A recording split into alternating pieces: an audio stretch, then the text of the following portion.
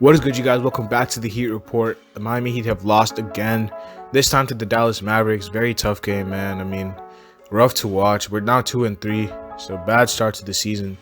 I said that before the season started that the first 5 games would be tough, indication of how we responded to the short offseason stuff like that, and we haven't done that well so far. 2-3 is not that great at all. You guys know, we know, the team knows. Before I even start off with the video, I just wanted to apologize for not putting this out sooner. I had some stuff to take care of in the morning, so this will be out hopefully in the afternoon. So yeah, man, I mean, let's dive into the game. Here are some of the problems that I found before we even move into the player ratings. I'm just going to talk about the problems in general. Number 1, Jimmy Butler has to play better. He has to play better. If you are our best player, 2 points is unacceptable. It's unacceptable, right?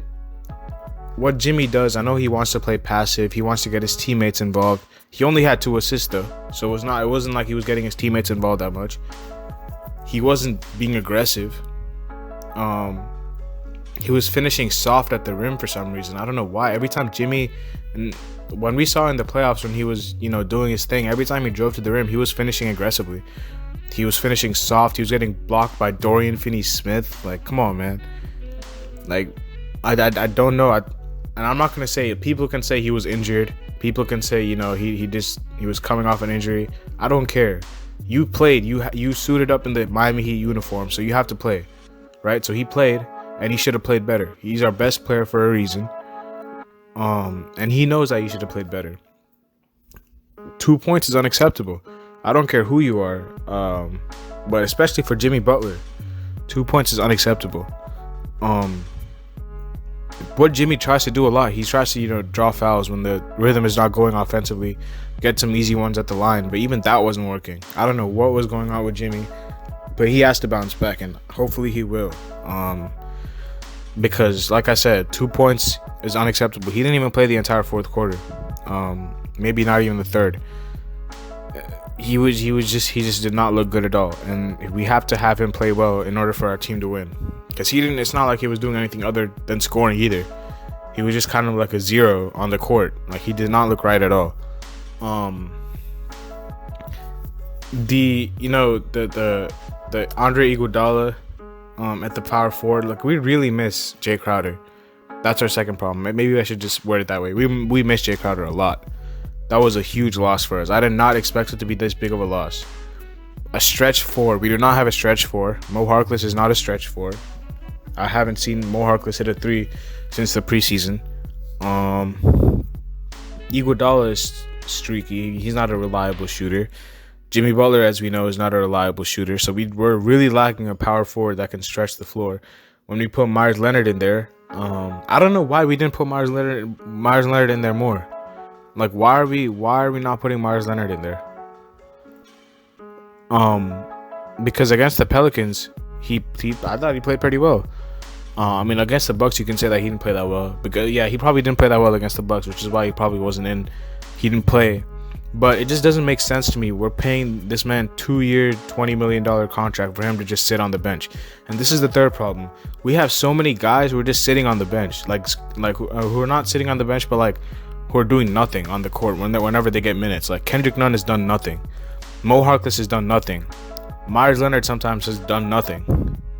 Iguodala sometimes has done nothing. We need these guys to start contributing. We can't just have them just, we put them in the game and they're just a 0 offensively and defensively. Kendrick Nunn is the biggest issue for me because I don't know what's going on with the guy. Last year he was amazing in the regular season. I don't know what happened. I can't use COVID as an excuse anymore. I was using it in the bubble, but now it's been months since he's recovered from the virus, and I don't know what's happening. He lacks confidence for sure. I don't know what's going on with him, and I'm gonna keep saying it. I'm gonna keep saying it again and again. Kendrick Nunn is best when he's driving to the lane, not settling for jump shots. That's not the Kendrick Nunn that's that one or that came second in Rookie of the Year. Kendrick Nunn is a good player when he's driving to the basket because he's creating open shots if people collapse on him, or he's getting easy ones at the rim. I don't want Kendrick Nunn to start taking step back threes, sidestep threes, mid range, off the dribble pull ups. That's not Kendrick Nunn's game, man. And Kendrick Nunn has to realize that. Mo Harkless absolutely has done nothing for us. Like, why are we paying this man if he's doing nothing? Mo Harkless has to get it together. Is he a stretch? I don't know what Mo Harkless is. Is he a stretch four, or is he a slasher? Because right now to me, it seems like he's doing nothing, bro. 0 points. Unacceptable. Why is KZ not getting minutes? Is what I'm asking. Like, why is KZ Okpala not getting any minutes? The guy has shown. He's shown more than Mo Harkless this season. In the preseason, he went off. The Mo Harkless, I didn't see Mo Harkless do anything in the preseason. I don't know why KZ wasn't getting minutes. Maybe the coaches don't think he's ready.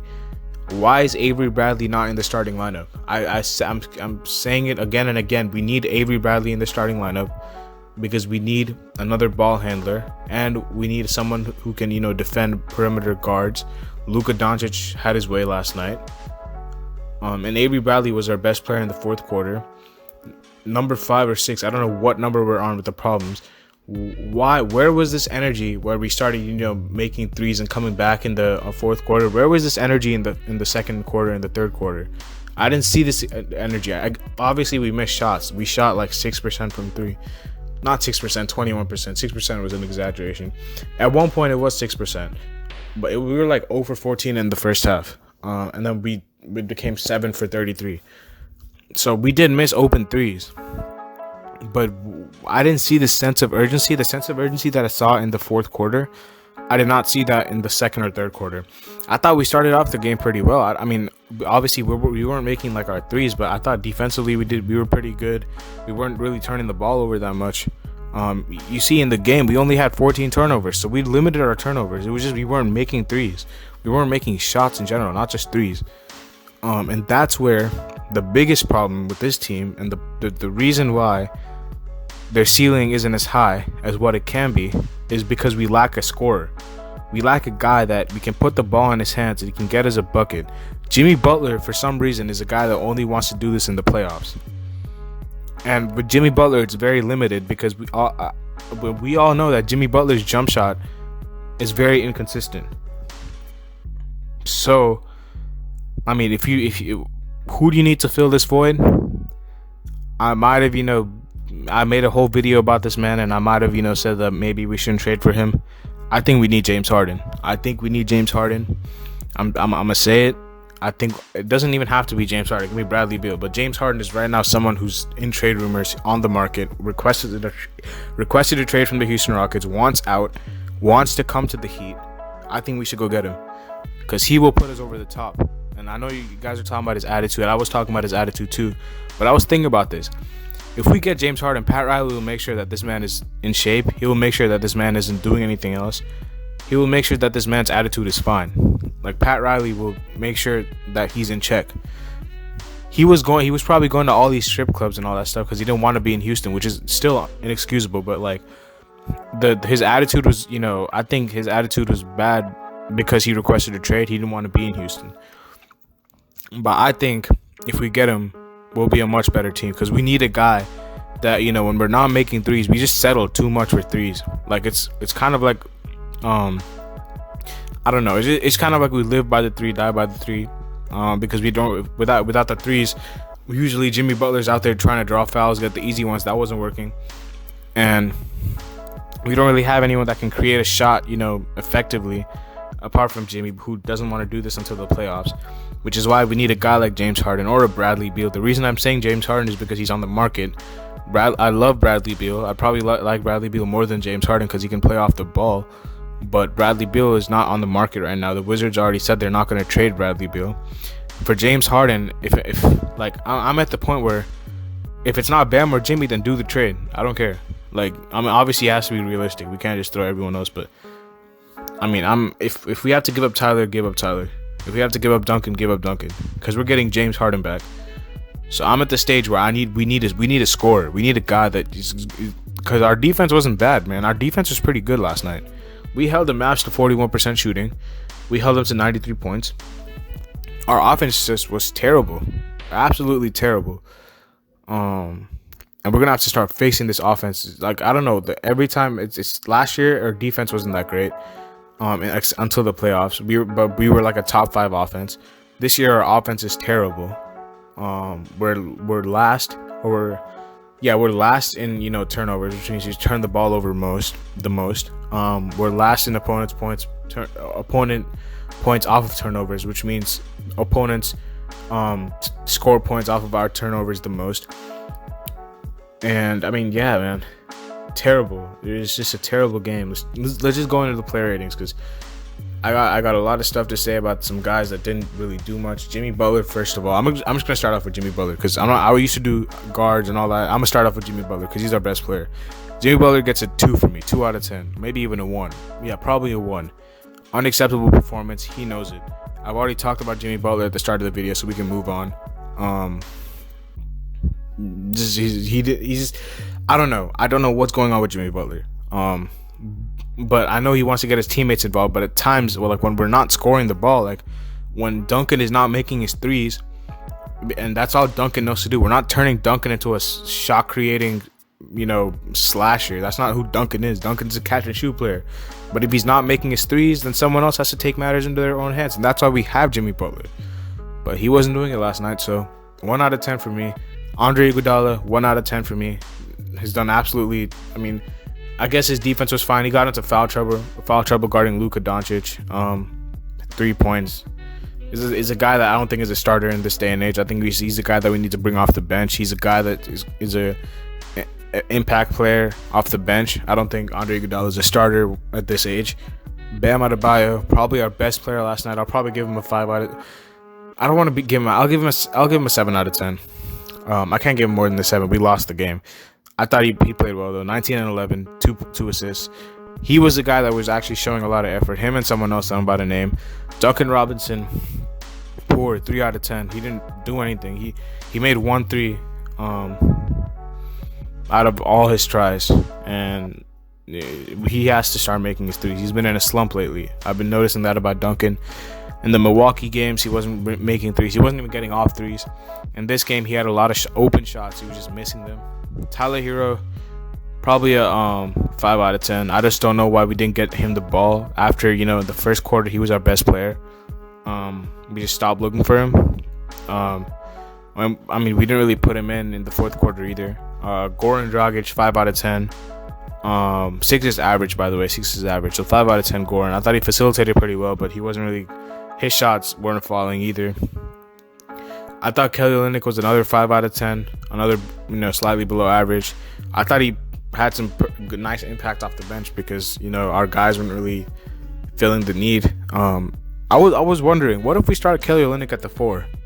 What do you guys feel about that? Kelly Olynyk and Bam together. I want to see how that would work, because they played in the fourth quarter. I thought we played pretty well with Kelly Olynyk. I think our starting lineup should be Avery Bradley, one of either Tyler Hero or Duncan Robinson, Jimmy Butler, Kelly Olynyk, and Bam for now until we get like a stretch 4, because Mo Harkless isn't on it. KZ is obviously not going to get minutes, so it's between Kelly and Myers. I like Kelly better because he's more mobile. They're both atrocious defensively, but I think Kelly provides a little more offensively. So I think Kelly could start at the 4. Avery Bradley, 7 out of 10. 7 out of 10. Because he was the guy in the fourth quarter with Bam who was actually trying to will us to get back in the game. I thought it was a good performance by Avery. Precious, 6 out of 10 for me. It was an average performance, but the reason he's higher than guys like Goran and Tyler is because he did what he did in 12 minutes. 10 and 6 in 12 minutes. He just looks very good, like an impact big. One of the bright spots of this season. He looks amazing. Mo Harkless, 0. Kendrick Nunn, 0. And you don't have to ask me why I gave them both 0s, because if you look at their box score, you will know why. 0-0-0 for Kendrick and 0-0-1 for Mo Harkless. Absolutely atrocious. We need to start getting the best of them, or we need to get rid of them, because they're not doing anything on the court right now. We can't just go to guys that we're just putting these two on the court and people can just ignore them because they haven't done anything. So hopefully we can fix all these problems. Hopefully we can make sure that we just, I don't know, man. I don't know what the problem. I mean, I obviously I know what the problems are, but I don't know how to fix some of those problems. And hopefully we can make some moves, because we desperately need to score. We desperately need to boost our offense. And yeah, guys, our next game, if I'm not mistaken, is probably Boston. If I think it's Boston. No, it's OKC. Boston is the game after that. So OKC on Wednesday. And hopefully we can find a consistent starting lineup, because I don't think having 5 different starting lineups in 5 games is a good idea either. So hopefully we can get some consistency, guys. But that's gonna be it for me. I'll see you guys later. Peace.